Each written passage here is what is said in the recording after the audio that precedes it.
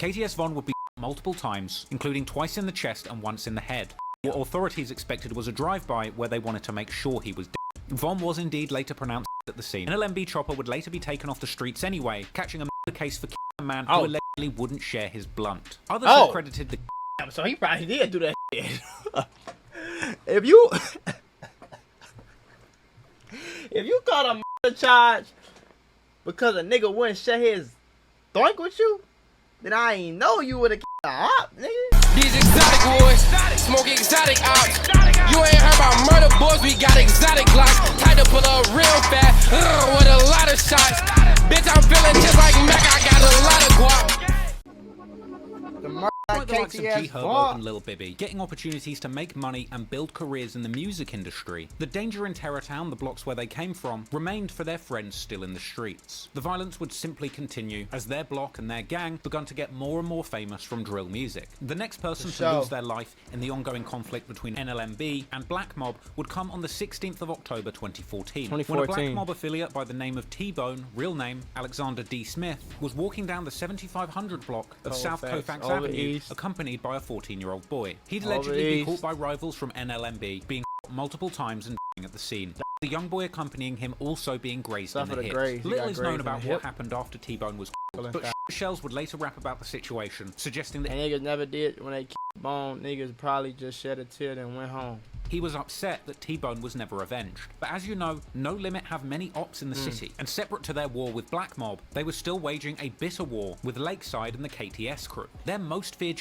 shooter, KTS Von, was the top trophy for the No Limit soldiers. Von had seemingly taken a to the chest in early 2014 that took him off the streets for a significant amount of time. But going into 2015, the war between No Limit and KTS would heat up once again. Ironically, for once in this beef, each side would trade at each other back and forth on songs rather than in the streets. On March the 10th, 2015, Bibby and Herb dropped Part 2, aka Heard About You, which featured lyrics where G Herb invited his ops to pull up on him on Essex and 79th, as well as saying he's Posto, and naturally seeing as Bibby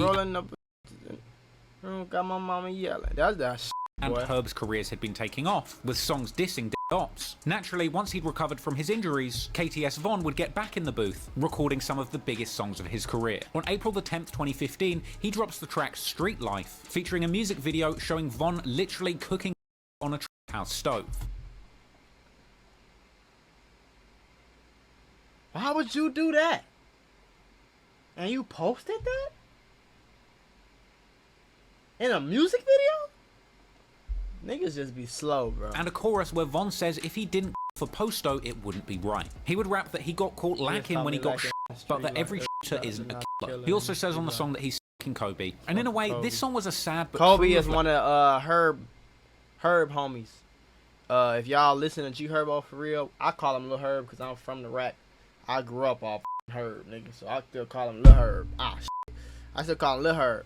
But yeah, Kobe was his homie, and Posto is a nigga that was, I think that was a Lakeside nigga that got killed, but that was one of Herb ops. You feel me? And so a lot of times in Herb songs, you used to be hearing Posto.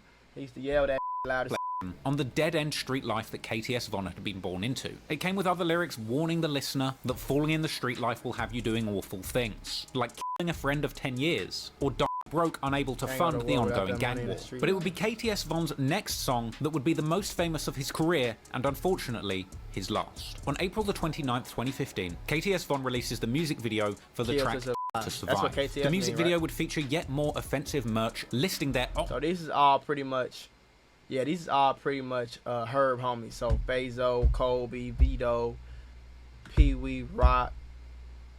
I don't know the other names for real, but I know them was Herb homies for real. That they've killed. And the song's central chorus of To Survive became the perfect national anthem for KTS gang members. Von would rap about literally living in the purge and claiming to slide through Terrortown with Lakeside members, putting people in the sky while dropping 5. But see, the only thing about this is, bro, like, at this point, Herb had money. So Herb wasn't, I think, well, it's well known that you'll see Herb on Essex, you ride past, like, plenty of times. Like, when he first started popping, that nigga was still outside, boy. Bibby, I didn't see, never really seen in person. I never seen Bibby in person, but Herb, I've seen Herb on the block. Just riding down Essex or riding down Saturday night. I've seen Herb plenty of times. Like, you feel me? So he was one of them niggas that had a lot of money and to still be in the hood. But that shit ain't cool. That's stupid. And getting money and leaving, it's not scary. It's smart. Like, niggas be having shit fucked up because niggas want to. I don't know why they want to do this slow. I don't want to. Following the track's release, he would be seen on social media, driving around the ops territory, blasting the song at full volume and showing off his pistol. KTS Von was beginning to make a name for himself, but so too was G Herbo, who continued releasing music referencing the war with Lakeside. On May the 31st, 2015, Herbo drops Back at It Part 3, opening his verse with the lyrics about s**ing Posto, Bud, Lolo, and T-Bone. He's saying Posto, it's Pasto. I guess that's his accent. As well as Scoop, who was the brother of Black Mob member Shooter Shells, who as part of a different beef while Shells was in jail. Herbo would also acknowledge the McDonald's incident on this song, saying check the video because a few of the people from it, like Posto, are now dead. But sadly, G Herbo's lyrics would end up being much more prophetic than he realised when he recorded them, because soon the main protagonist from that No Lack in 3 video would also lose his life. Apparently, on June the 22nd, KTS Von would... A few hours before getting shot and killed, he was on Instagram fighting with some Lil Herb No Limit soldiers. Oh, bitch, I got him. I'm finna pop out. You ready? What's funny, shorty? But where you at, big bro? Chill out, boy. I'm laughing at his goof. Alright, cool. Little boy, you better stop flexing on IG before I see y'all fake BNC shorties. BDK, Die 5, Lil Bro, Shorty, them actors. Will Smith, Dave BD, and they homie Stone. On Ronnie, I don't get no stop flexing. Goofy Google, BPSN, clown, little niggas.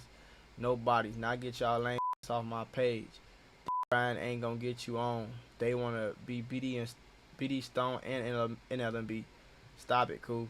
So he going back and forth. A few hours before he died, he going back and forth. And see, that's what I be saying. Like, no matter how cool and funny you is in these comments on Instagram, on Twitch, on Twitter, no matter how raw your music videos is, you dissing the ops and how raw the lyrics is, gang, you still ain't bulletproof on the guys. So that shit don't do nothing on bro. You just really pissing more people off. That's why I always feel like it's stupid. Like, if I hate a nigga so and I want to do something to him and I know when I see him I'm going to do something to him, the last thing I'm finna do is go back and forth with a nigga on Instagram to get him geeked up. So now it was just regular day for me. Now I can't even go to the corner store because I'm talking shit on Instagram. For what? What is that doing? Pause. Listen, I have a mentorship called the Mula membership where I'm going to teach you how to get rich with business, YouTube, crypto, stocks, financial literacy, credit, every single way. Now, I became a millionaire by the time I was 23 years old. I'm going to teach you step by step for only $50. Click the first link in the description right now and get added to my group chat where I'm going to give you one-on-one help to make sure you get rich in 2024. Click it right now. Stop tweaking because we got very, very, very limited spots and I don't want you to miss this bag.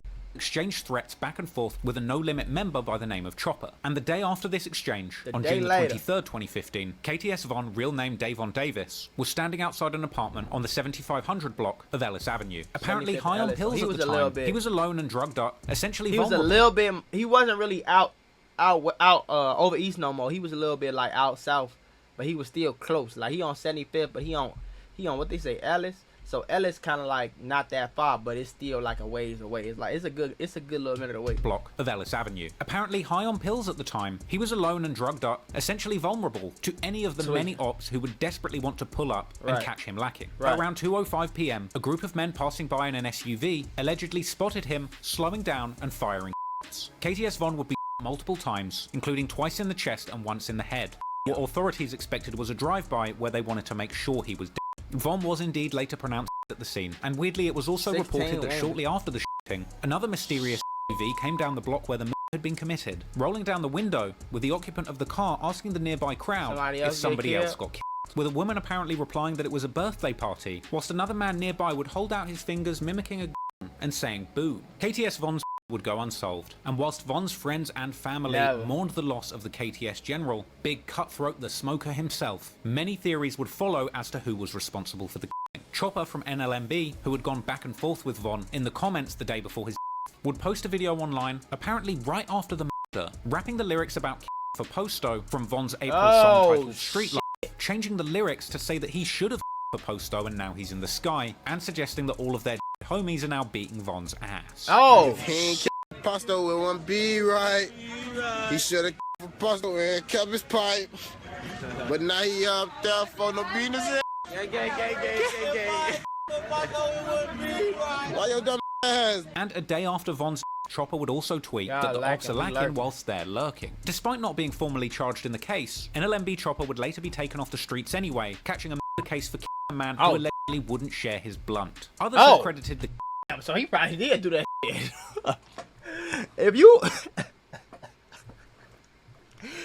caught a charge because a nigga wouldn't share his doink with you, then I ain't know you would have op, nigga, on the guys. And you, yeah, he probably did that on the guys. Killing of KTS Von to Mad Max, aka C Money or Chris, because only 2 days after the shooting, Max would post to his Instagram a picture of a lion with a bloody face and a caption reading, "One picture, 1,000 words." And Max would also post yet another picture of him with 4 days after KTS Von died.